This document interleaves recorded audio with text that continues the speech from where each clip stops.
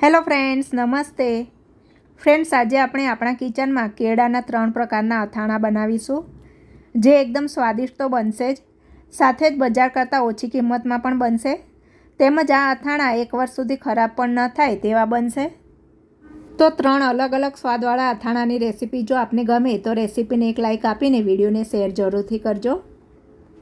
તો ફ્રેન્ડ્સ, ભૂખ ઉગાડે અને જમવાનો સ્વાદ બમણો કરી દે તેવું કેળાનું અથાણું બનાવવા માટે મેં અહીં 1 કિલો કેળા લીધા છે, જેમાંથી આપણે 3 સરખા ભાગમાં અલગ અલગ સ્વાદના અથાણા બનાવીશું। અથાણું બનાવતા પહેલાં ખરાબ કે પાકી ગયા હોય તેવા કેળાને કાઢી લેવા અને જો કેળાના વધુ લાંબા ડાળખા હોય તો તેને ચપ્પુ કે કાતરથી ટૂંકા કરી લેવા। તો અહીં મેં બધા જ કેળાને સાફ કરી લીધા છે। હવે આ કેળાને આપણે 3 થી 4 વખત નળ નીચે રાખીને હાથથી બરાબર ચોળીને ધોઈ લઈશું, જેથી તેના ઉપર ચોટેલા ધૂળ માટી નીકળી જશે। બરાબર ધોવાઈ જાય એટલે કેળાને એક મોટા કાણાવાળા વાસણમાં લઈને પાણી નિતારી લઈશું। તો અહીં મેં કેળાને હાથથી મસળીને બરાબર ધોઈ લીધા છે અને કેળા પણ એકદમ સરસ ચોખ્ખા થઈ ગયા છે, તેમજ કેળામાંથી વધારાનું પાણી પણ મેં નિતારી લીધું છે। કેળામાં થોડી કડવાશ હોય છે, એટલે કડવાશ દૂર કરવા માટે આપણે તેને 2 દિવસ ચોખ્ખા પાણીમાં પલાળવાના છે અને વચ્ચે 1 થી 2 વાર પાણી બદલવાનું છે। તો અહીં મેં કેળાને એક મોટી તપેલીમાં લઈ લીધા છે અને કેળા ડૂબે તેટલું ચોખ્ખું પાણી ઉમેરી દીધું છે અને ઢાંકણ લગાવીને કેળાને સાઈડ પર રાખી દીધા છે। કેળાને 1 દિવસ પાણીમાં રાખ્યા બાદ બીજા દિવસે પાણી થોડું ડોળું થઈ ગયું છે, એટલે કે કેળાની કડવાશ પાણીમાં નીકળી રહી છે। હજુ ફરી એકવાર કેળાને ધોઈને તેનું પાણી બદલાવાનું છે। જો તમારું કેળાનું અથાણું કડવું કે તુરું બનતું હોય તો આ રીતે અથાણું બનાવતા પહેલાં 2 દિવસ કેળાને પાણીમાં પલાળી રાખજો, જેથી અથાણું એકદમ સ્વાદિષ્ટ બનશે।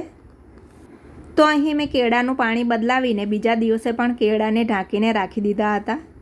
2 દિવસ બાદ કેળાની બધી જ કડવાશ પાણીમાં આવી ગઈ છે અને કેળાનો કલર પણ થોડો બદલાયો છે, એટલે કેળામાંથી કડવું પાણી નિતારી લઈને કેળાને એક મોટા સ્ટીલના વાસણમાં લઈ આથી લઈએ।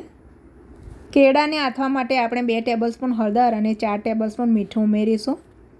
આ કેળા 1 કિલોની આસપાસ છે, એટલે હળદર અને મીઠું પણ એ માપ પ્રમાણે ઉમેરી રહી છું। ત્યારબાદ હળદર અને મીઠાને કેળામાં બરાબર મિક્સ કરીને વાસણને ઢાંકણ લગાવી હજી બીજા 2 દિવસ રહેવા દઈશું અને વચ્ચે દિવસમાં 1 થી 2 વાર કેળાને હલાવતા રહીશું। તો અહીં કેળાને 2 દિવસ ઢાંકીને રાખ્યા બાદ કેળાનો રંગ થોડો બદલાયો છે, તેમજ કેળામાંથી થોડું પાણી પણ છૂટ્યું છે અને કેળા પણ ઢીલા પડ્યા છે, એટલે હવે કેળાને કાચની બરણીમાં ભરી લઈશું।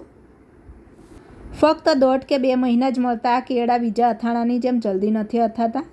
આ કેળાને અથાતા લગભગ 8 થી 10 દિવસ જેટલો સમય લાગે છે। બરણીમાં ભરી લીધા બાદ કેળામાં થોડું ખાટું પાણી ઉમેરીશું।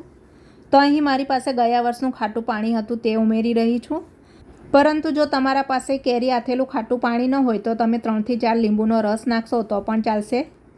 ત્યારબાદ કેળા ડૂબે તેટલું ચોખ્ખું સાદું પાણી ઉમેરીને ઢાંકણ લગાવીને બરણીને 7 થી 8 દિવસ સાઈડ ઉપર રહેવા દેવી અને બરણીને રોજ આ રીતે 1 થી 2 વખત હલાવી લેવી। તો ફ્રેન્ડ્સ, 8 દિવસ બાદ કેળા એકદમ સરસ અથાઈ ગયા છે અને સાથે જ આપણું આથેલા કેળાનું અથાણું પણ તૈયાર થઈ ગયું છે। આથેલા કેળાના અથાણાને સાચવવા માટે કાચની સ્વચ્છ બોટલમાં ભરવું।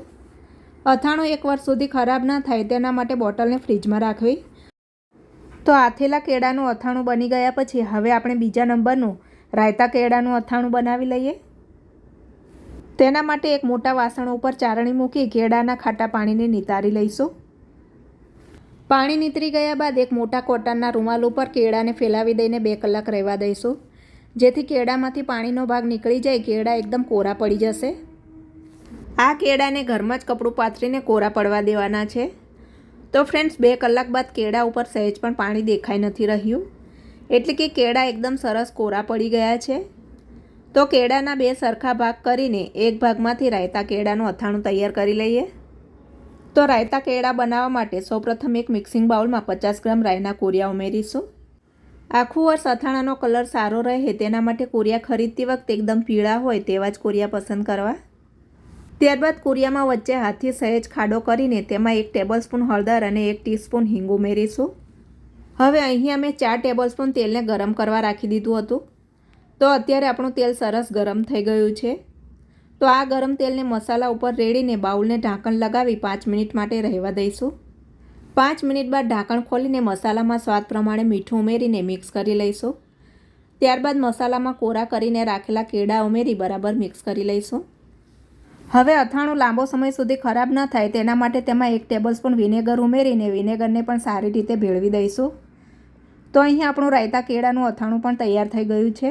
આ અથાણાને પણ આપણે કાચની સોચ બોટલમાં ભરી લઈશું, તેમજ 1 અઠવાડિયા બાદ ખાવાના ઉપયોગમાં લઈશું. તો હવે કેળાનું ત્રીજું મેથીયા મસાલાવાળું અથાણું બનાવી લઈએ. તેના માટે મેં 200 ગ્રામ સિંગ તેલને ગરમ થવા રાખી દીધું છે. આ તેલને આપણે થોડું ઠંડુ પડે પછી મસાલામાં નાખવાનું છે. સાથે 20થી 25 આખા મરી નાખ્યા છે, જે ઓપ્શનલ છે. તો અહીં મેં તેલને ગરમ કરીને હુંફાળું એવું ઠંડુ કરી લીધું છે. હવે એક મિક્સિંગ બાઉલમાં 150 ગ્રામ ખાટા અથાણાનો મેથીયો મસાલો ઉમેરીશું. ત્યારબાદ મસાલામાં હુંફાળું કરેલું તેલ રેડીને મસાલાને બરાબર મિક્સ કરી લઈશું.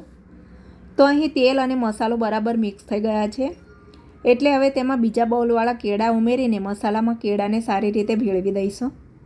તો ફ્રેન્ડ્સ, અહીં આપણું ત્રીજું મેથીયા મસાલાવાળું કેળાનું અથાણું પણ રેડી થઈ ગયું છે, જેને 1 દિવસ આમ જ રહેવા દેવું અને બીજા દિવસે બરાબર હલાવીને કાચની સોચ બોટલમાં ભરી લેવું, તેમજ 8થી 10 દિવસ બાદ મસાલો અથાય ત્યાર પછી ખાવાના ઉપયોગમાં લેવું. તો ફ્રેન્ડ્સ, કેળાના 3 પ્રકારના અલગ અલગ સ્વાદવાળા અથાણા બનાવવાની રીત જો તમને ગમી હોય તો રેસીપીને એક લાઇક આપજો અને વિડીયોને શેર પણ જરૂરથી કરજો.